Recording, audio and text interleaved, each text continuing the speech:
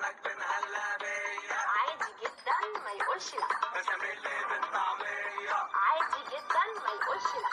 كريمة على الملوخية عادي جدا ما يقولش لا. بسبوسة.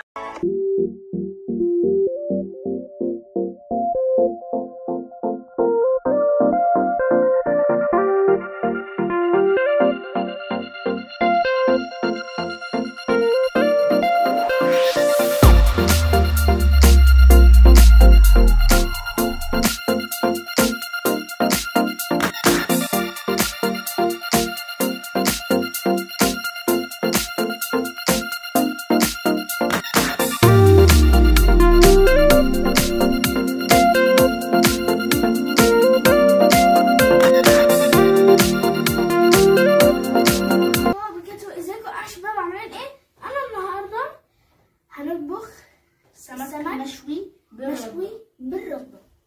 طبعا بقى ايه؟ طبعا كل سنه وانتم طيبين. النهارده في رمضان طبعا، وزلنا طبعا من الاكل وصايمين ويعني ايه دلوقتي الساعه 7:30. عقبال ما الاكل يتحضر يبقى المغرب اذن وخلاص كل حاجه تمام. طبعا في نص رمضان، نهايه رمضان، كل حاجه. يلا اقول لكم بقى ايه المكونات بتاعتها. ربع كوبايه زيت، نص كوبايه خل، وعصير الليمون، عصير ليمون، طماطم، 2 طماطم، 2 بصل، فلفل رومي وفلفل حامي. طبعا الثوم المفروم، الثوم المفروم معانا، ملح وكمون، كزبره وبهارات سمك.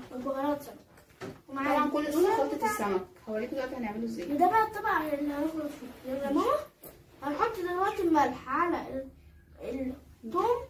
نحط الملح. ما بلاش اشتغل هنا كده. ثواني بس. نحط حبة ملح على الثوم، نص كده كفاية قوي. نص الثوم بس. كمل. ماشي. دلوقتي بقى ماما انت حشيتهم كلهم؟ طبعا اللي يعمل بالراحة. بعد كده عشان الشوكة يعني. بعد كده هنحط ملح كله هنا كده. لازم نحطه من بره. نحط ملح طبعا من بره بعد ما حطينا الثوم. دي بقى يا ماما ندي طعم. الصراحة دي معلومة جديدة. انت دي عملية. انا ما عملتش. واللي جنبيها عملتهم كلهم خلاص. بس بعد كده هنبتدي بقى نعمل الخلطة. طبعا الزيت ده احنا بنحطه للتماسك الخليط كله مع بعض عشان ما يقعش من السمكة. ده زيت وخل، ونحط عصير الليمون، بهارات في اول الفيديو. شو بهارات بقى؟ البصل والفلفل الحامي والفلفل الرومي. قلب. كمل بقى. نحط كل حاجة بقى. نحط الكمون وبهارات السمك والملح والكزبرة الناشفة. نقلب بقى كويس. والثوم. نحط الثوم يا مصطفى. ده عاوز اروح احط كله اشوف السمك بتاعه.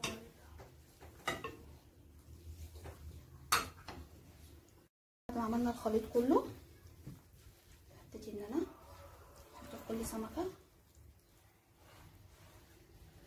طبعا بنحذر تاني يا شباب، محدش يحط ايده يعني قوية قوي في الايه في السمك عشان المصيبة تعور. الشوكة يعني عاملة كده، الشوكة عاملة كده طبعا.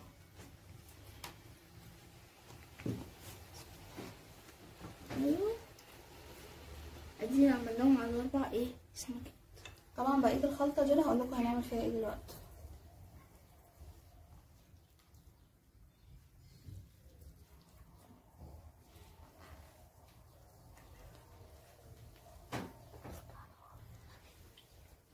تعالوا بقى هوريكم ازاي هشويها على الشوايه في البيت وهتعجبكم جدا. يلا بينا. طبعا بسخن الصاجه اللي بتبقى في الفرن عندنا كويس قوي. وبحطها على عينين البوتاجاز زي ما انتم شايفين كده. وبعد كده بحط السمك سمكه. طبعا طويلة يا شباب، فبالتالي لازم نعمل ايه؟ هبعد شوية بس علشان السمك يبقى واضح كويس جدا.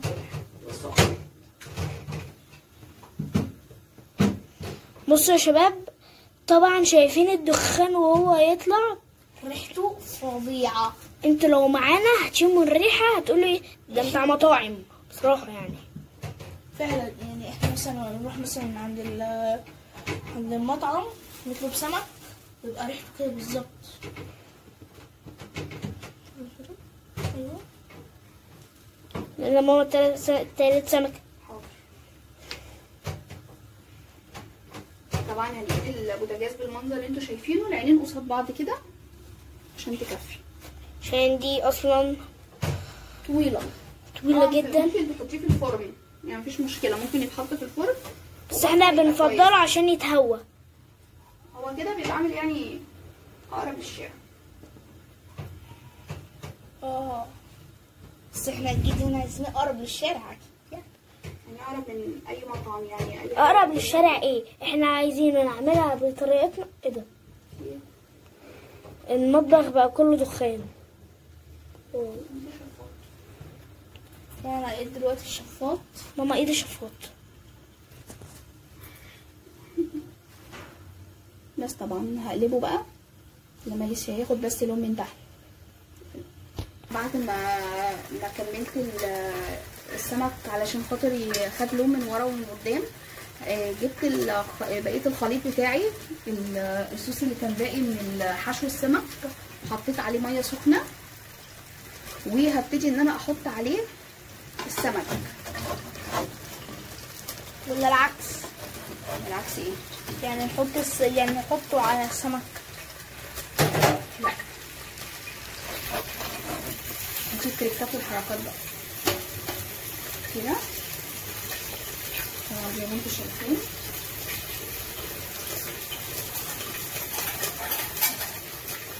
سمكه هبتدي ان انا طبعا السمكه تكون سخنه، وكمان الميه حطيت حبه ميه بس سخنين على الصوص بتاعنا مايلين للايه؟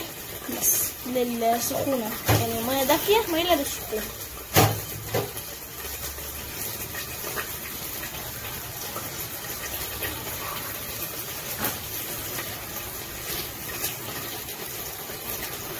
واو السمك جامد.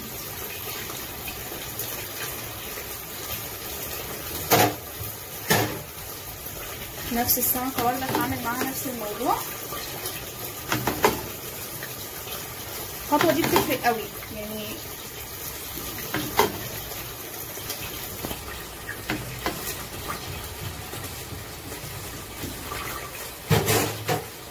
ببتدي انقل السمك. ودلوقتي بقى انا بعمل الرز الصياديه. رز الصياديه. بعمل الرز بتاعي اهو، رز الصياديه. حاطه الزيت بتاعنا ومقطعه البصل اي حاجه يعني، عشان هي كده كده مش هوريكم دلوقتي انا هعمل ايه بعد بس ما احمر البصل. طبعا دلوقتي البصله بعد ما اتحرقت هبتدي ان انا احط عليها كمون وملح وكزبره وحبه ميه، وهبتدي بعد كده ان انا اصفي البصله، اصفيها، وهيبقى الميه مع الزيت مع البهارات اللي انا لسه قايله عليها، هبتدي احط عليها الرز. طبعا يا ادم شكل النهائي الاكله الاسطوريه. طبعا مش عايز اقول لكم الاسطوريه دي احنا لسه ما دقناش. بصوا بقى الرز والسمك، السلطه والطحينه. ماما عاملاها ورق كويس. بصوا بقى يعني هي شكلها حلو بس طعمها حلو شويه. بس قبل بقى ما ناكل لايك وسبسكرايب واحلى كومنت. قبل ما ننهي شاركوها مع اصحابكم، عشان دي بقى الاكله دي بقى لازم تشاركوها مع اصحابكم. باي. يلا كل سنه وانتم طيبين. كل سنه وانتم طيبين بمناسبه رمضان.